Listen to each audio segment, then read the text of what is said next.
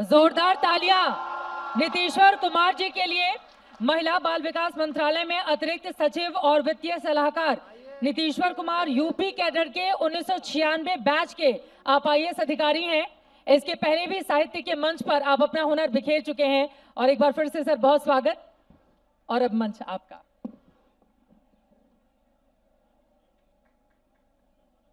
जिस दौर की बातें हो रही हैं ये हमारे टाइम में भी यही दौर था। ये इधर जो लोग बैठे हैं हम लोग भी इधर कभी शामिल हुआ करते थे। वो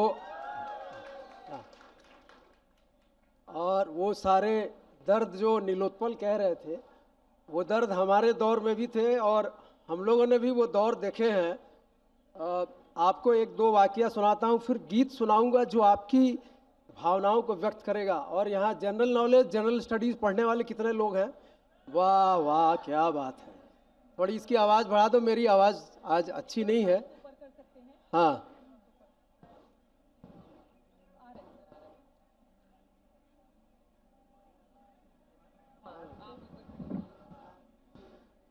जी, आवाज़ जा रही है? हाँ हाँ, बहुत अच्छा। तो हम लोग यहाँ दिल्ली विश्वविद्यालय में पढ़ने आए थे और नीलोत्पल मेरे ख्याल से इलाहाबाद में, आप वहीं पढ़े हैं या गोरखपुर, रांची पढ़े हैं? हाँ, रांची पढ़े। तो विश्वविद्यालयों में दर्द चाहे परीक्षाओं का हो या प्रेम का हो एक ही होता है। हाँ तो दर्द जो है, और दिनकर जी ये बात उर्वशी की जब प्रस्तावना लिख रहे थे 1961 में, तो दिनकर जी उस समय भी कहते हैं कि जो कठिनाइयां हैं वो प्रेम में और युद्ध में समान है, द्वंद्व भी समान है। तो आपको उस दौर में एक छोटी सी सही वाकया सुनाता हूँ। एक बार हम लोग यहाँ दिल्ली विश्वविद्यालय में पढ़ रहे थे, तो जब हम लोग पहले साल की परीक्षा पास करके वापस आए, जब रिजल्ट आया तो पैसे उस समय 200-250 रुपये मिलते थे। आजकल बच्चों को शायद ज़्यादा पैसे थोड़े मिलते होंगे, 200-250 रुपये मिलते थे। और जो लोअर मिडिल क्लास होता है जो, उससे हम लोग बिलोंग करते थे। तो उस दौर में जब लौट के आए तो पता चला कि उस समय किराया था नहीं मकान का। तो मकान मालिक ने कहा कि भैया फलां तारीख तो किराया दे दो, नहीं तो मकान खाली कर दो। वो दौर भी हम लोगों ने, 2-3 मित्र थे, उन्होंने देखा और ठेले पे हम लोगों ने सामान रखा और सामान रख के बाहर निकल गए। पता नहीं था कहाँ जाएंगे। गए कहाँ? तो गए उस सीनियर के पास जो लोग मास्टर जेएनयू में मास्टर्स कर रहे थे, यहीं पे रहते थे, ये परमानंद कॉलोनी में। अभी भी बहुत बच्चे वहाँ पढ़ाई करते होंगे, रहते होंगे। जहाँ भी हैं एक दो चीज़ बड़ा क्लियर रखिएगा, साधना साधते रहिएगा। जरूरी नहीं है कि लक्ष्य वही मिले, लेकिन साधते साधते इतने मजबूत हो जाइएगा कि फिर जहाँ ठोकिएगा वहाँ लगेगा। हाँ, बहुत अच्छा, बहुत सुंदर। तो हाँ, इसलिए मैं आपको इस मंच पे कविता भी सुनाऊंगा। अपने जीवन से जो कुछ मैंने सीखा है वो आपको बता रहा हूँ। लक्ष्य मिले ना मिले कोई फर्क नहीं है, लेकिन लक्ष्य प्राप्ति में कभी हीला हवाली मत करिए, लगे कि यार धक्का और जोर से लगाना चाहिए था। 2-3 पंक्तियां सुनाता हूँ, 2 गीत सुनाऊंगा। एक कहते हैं कि मेरी चाहतों का सिला नहीं, सिला एग्जाम्पल को कहते हैं, पैरेलल, कि मेरी चाहतों का सिला नहीं, नसीब से तू मिला नहीं। मेरी चाहतों का सिला नहीं, नसीब से तू मिला नहीं, खत तेरे सब जला दिए। मेरी चाहतों का सिला नहीं, नसीब से तू मिला नहीं, खत तेरे सब जला दिए, एहसास है वो जला नहीं।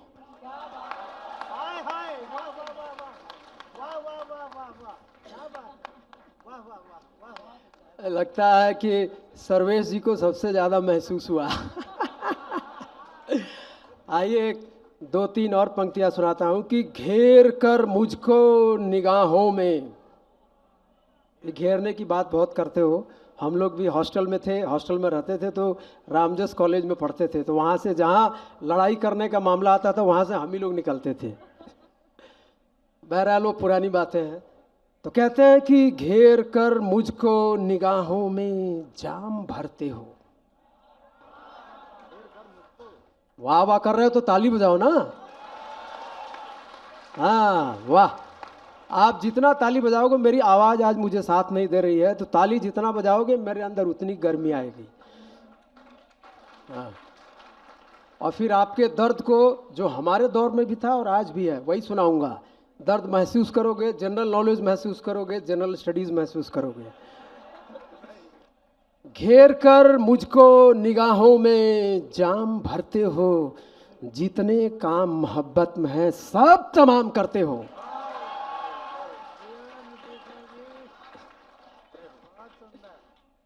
आइए एक गीत सुनाता हूं। अभी पंकज जी बड़ा सुंदर कृष्ण के बारे में कह रहे थे, और कृष्ण का जो व्यक्तित्व है, शानदार व्यक्तित्व। मैंने हिंदी साहित्य बस उतना ही पढ़ा है कि 10वीं और 12वीं में जितनी हिंदी पढ़ी जाती है, लेकिन अब जब कृष्ण को पढ़ता हूं तो लगता है कि वैसा व्यक्तित्व शायद बहुत मुश्किल है पैदा होना।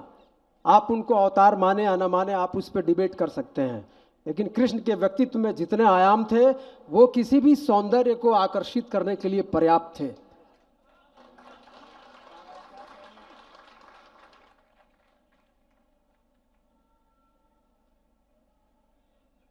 तो आइए देखिए कृष्ण के डायमेंशंस, जो व्यक्तित्व में, उनकी पर्सनालिटी में जो आयाम थे, गीत के माध्यम से पेश करता हूँ। और कहता हूँ कि सखा तुम ही हो, प्रेमी तुम ही हो, कभी बने भगवान। बजाओ ताली, टाडा डाडा डा। हाँ, सखा तुम ही हो, प्रेमी तुम ही हो, कभी बने भगवान। सखा तुम ही हो, प्रेमी तुम ही हो, कभी बने भगवान। जब तक ताली पूरी नहीं बजाओगे यही सुनाता रहूंगा। मैं ये भूल जाता हूँ मंच पे कि मैं एक IAS अधिकारी हूँ, क्योंकि वो पीछे की कुर्सी है, कुर्सी हम लोग जल्दी छोड़ते नहीं, आज मैंने छोड़ दी है। कहते हैं कि सखा तुम ही हो, प्रेमी तुम ही हो, कभी बने भगवान। सखा तुम ही हो, प्रेमी तुम ही हो, कभी बने भगवान। सुलह की कोशिश हार गई तब गीता दिया का ज्ञान। सुलह की कोशिश हार गई तब दिया गीता का ज्ञान। प्रेम अनहद है,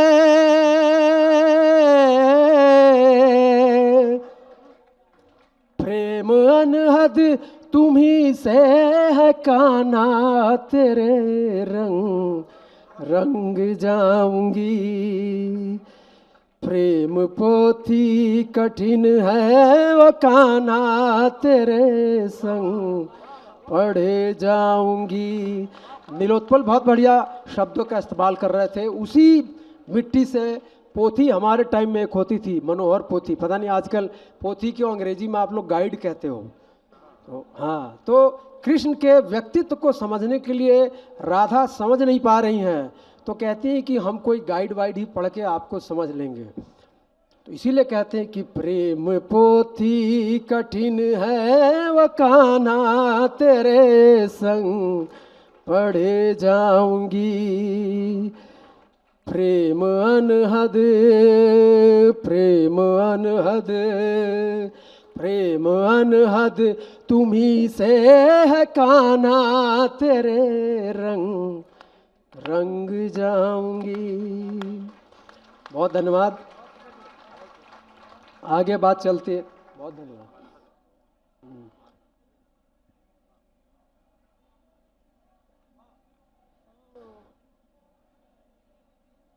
और कृष्ण का जो आयाम है, व्यक्तित्व का डायमेंशन, उसमें देखिए कि पहले रोमांस कैसे आता है।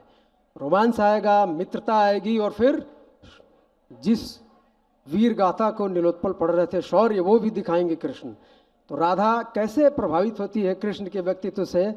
कहते हैं कि रस रचाए 16 कलाएं, मोहक मुरली श्याम। रस रचाए 16 कलाएं, मोहक मुरली श्याम। माखन चोर कभी कहलाए, गोपियां हैं परेशान। रस रचाए 16 कलाएं, मोहक मुरली श्याम। माखन चोर कभी कहलाए, गोपियां हैं परेशान। मोरी खींचो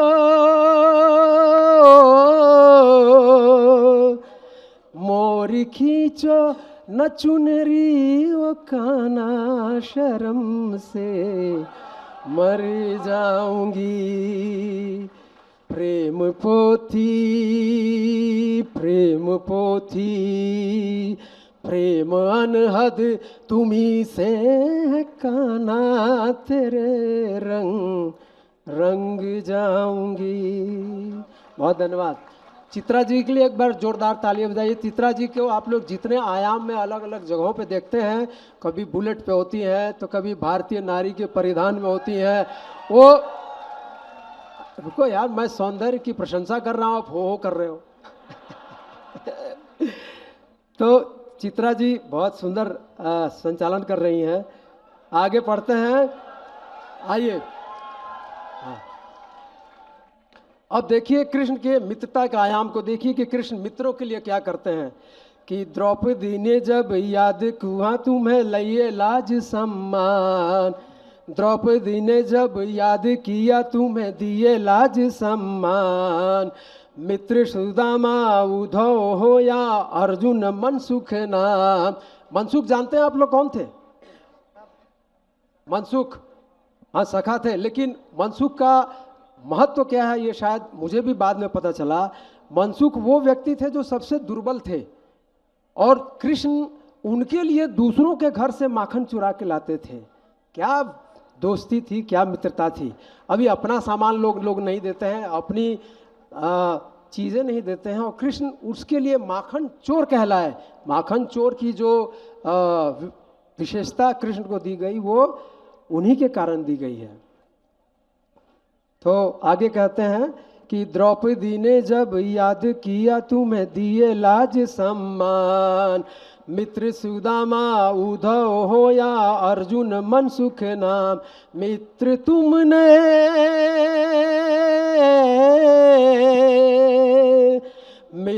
तुमने बनाए निभाए, तेरे संग सीख जाऊंगी। मोरी खींचो न चुनरी ओ काना, तेरे मुँह से मर जाऊंगी। प्रेम अनहद, प्रेम अनहद, प्रेम अनहद तुम्ही से है काना, तेरे रंग रंग जाऊंगी। क्या बात है, बहुत सुंदर सर, बहुत धन्यवाद। और अब कृष्ण का शौर्य का रूप देखिए। सर समय हाँ, आखिरी बंदा मैं दूसरी नहीं सुनाऊंगा, मुझे पता है हम लोग खुद ही समय के पाबंद हैं, दूसरी नहीं सुनाऊंगा। और अब देखिए युद्ध की बात होती है। हाँ, कृष्ण जी को यह पता था कि महाभारत होना है और वो निश्चित था, लेकिन मनुष्य रूप में उन्होंने सारी चीजें की जो एक मनुष्य को करनी चाहिए। शांति के सारे प्रयास उन्होंने किए, वो इसमें आपको दिखाई देगा। कि जाना सब कुछ फिर भी गए तुम मांगने शांति दान। बजाओ ताली जोर से बजाओ। कि जाना सब कुछ फिर भी गए तुम मांगने शांति दान। 5 गांव जब कौरव दिए नहीं फूके शंख में प्राण। 5 गांव जब दिए नहीं तब फूके शंख में प्राण। 5 गांव जब दिए नहीं तब फूके शंख में प्राण। युद्ध कब है, युद्ध करना चाहिए। युद्ध कब है विकल्प वो कान्हा, तेरे रंग रंग जाऊंगी। मोरी खींचो न चुनरी वो कान्हा, तेरे संग पढ़े जाऊंगी। प्रेम पोथी कठिन है वो कान्हा, तेरे संग पढ़े जाऊंगी। युद्ध ही तो वीर का प्रमाण है। बहुत सुंदर सर, बहुत बहुत अच्छा। सर्वेश अस्थाना जी, बिना समय जाए कि अब मैं आपको मंच पर आमंत्रित करूंगी और उसके बाद विष्णु जी को मैं मंच पर बुलाना चाहूंगी। बहुत सारे सम्मान आपको मिले हुए हैं, देश के जाने माने आप कवि हैं, अंतर्राष्ट्रीय स्तर पर भी आपने बहुत सारी कविता पढ़ी हैं, तो आज इस मंच से क्या सुनाएंगे आप? अच्छा, हमको नहीं पता था हमको सम्मान मिले हैं। दुबई से आप सीधे यहीं पहुंच रहे हैं? सीधे दुबई से चले आ रहे हैं, भगवान कसम दुबई से चले आ रहे हैं। झूठ आज तक बोला नहीं है, और जब पत्रकारों का कार्यक्रम हो तो हमें झूठ बोलने की क्या जरूरत है? नहीं नहीं, मैं वो नहीं कह रहा हूँ, मैं वो नहीं कह रहा हूँ, मैं वो नहीं कह रहा हूँ। मैं सर अब आप जितनी सफाई देते रहिए, मैं एक बार बात जुबान से निकल गई फिर वो बड़ा दूर तलक असर करेगी। नहीं नहीं, अब मैं बोलने नहीं दूंगी। मैं भगवान अब कसम तो मैं बोलने नहीं दूंगी। मैं भगवान कसम वो आपने नहीं कह छेड़ा रहा। कैसे पत्रकार को? आपने छेड़ दिया। मैं देखिए, जो छेड़ेगा उसको नहीं छोड़ेंगे। मैं भगवान कसम, जो छेड़ेगा उसको नहीं छोड़ेंगे। मैं भगवान कसम वो नहीं कह रहा हूँ जो आप लोग समझ रहे हैं, बिल्कुल वो नहीं कह रहा हूँ। हालांकि कह मैं वही रहा हूँ जो आप समझ रहे हैं। चित्रा जी बहुत सुंदर हैं। क्या मतलब वो संचालन कर रही हैं? नहीं बोला हमने क्या? बहुत अच्छा संचालन कर रही हैं। चलिए, मैं अपने समय का ख्याल रखता हूँ। एक बार जरा सी ताली जाए तो मेरी थकावट कम हो जाएगी, बाकी सब ठीक है। 7 मिनट और 30 सेकंड हैं जिनमें हमको शहीद होना है और विष्णु जी को हमारे ऊपर फूल चढ़ाने हैं। नहीं नहीं, वो उस समय को थोड़ा हम बढ़ा देंगे। आप बढ़ा अपना देंगे तब ठीक है। मैं अक्सर सोचता हूँ तुम मिलो कुछ बात हो जाए। थोड़ा वाह वाह, हाँ वाह वाह करना है वो सब लोग। मैं अक्सर सोचता हूँ तुम मिलो कुछ बात हो जाए, घिरे बादल घने से और फिर बरसात हो जाए। हाँ, थोड़ा और उठाना है। मैं अक्सर सोचता हूँ तुम मिलो कुछ बात हो जाए, घिरे बादल घने से और फिर बरसात हो जाए। मैं तुमको साथ लेकर कार से जब घूमने निकलूं कि पंचर हो सभी टायर वहीं पर रात हो जाए। पंचर और एक 4 लाइन और। वो अक्सर बाइक पर मुझको बिठा कॉलेज पहुंचता है। मैं लखनऊ से आया हूँ, दिल्ली में भी देखता हूँ कि एक मोटरसाइकिल पर 2 लोग बैठे होते हैं, फिर भी पीछे की सीट खाली होती है।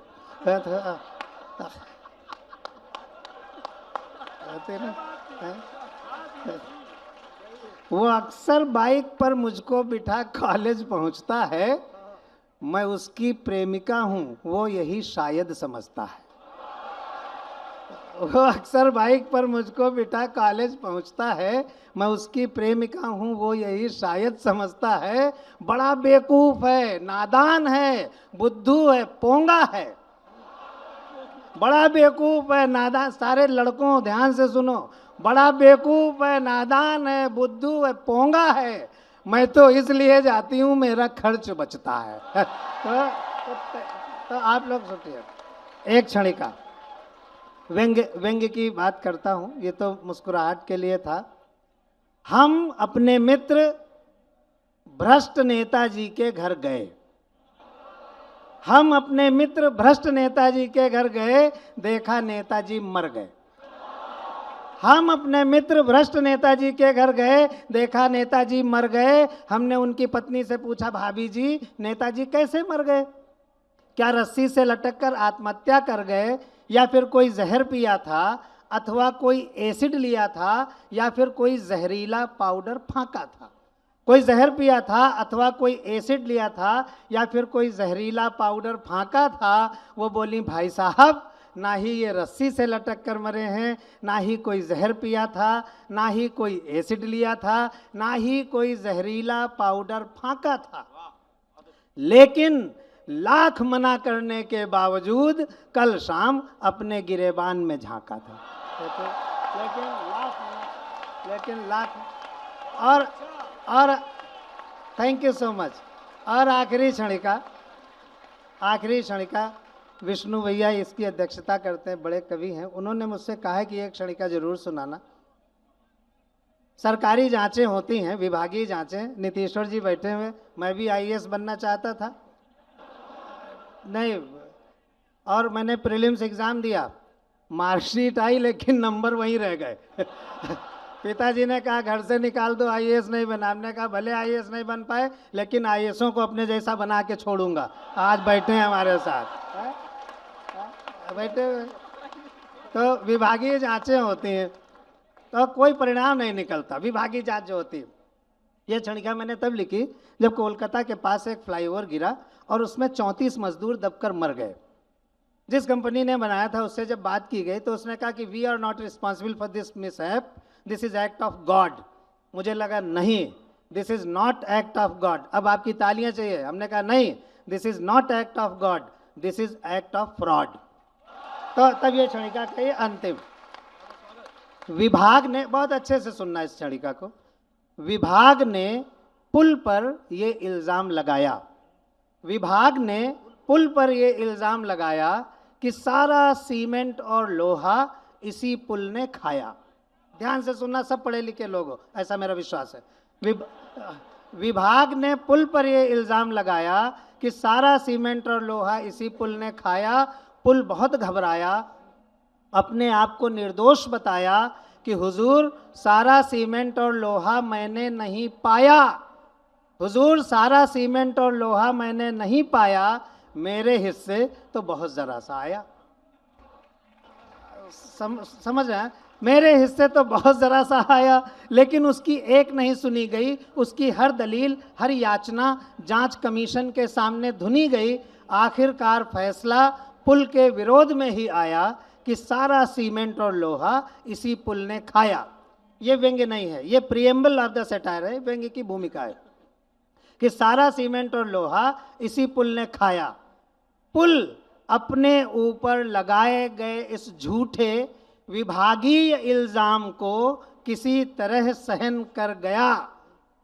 पुल अपने ऊपर लगाए गए इस झूठे विभागीय इल्जाम को किसी तरह सहन कर गया और अगले दिन ही नदी में कूद कर मर गया। अगले दिन। बहुत बहुत धन्यवाद, थैंक यू सो मच। बहुत बहुत सुंदर, बहुत सुंदर।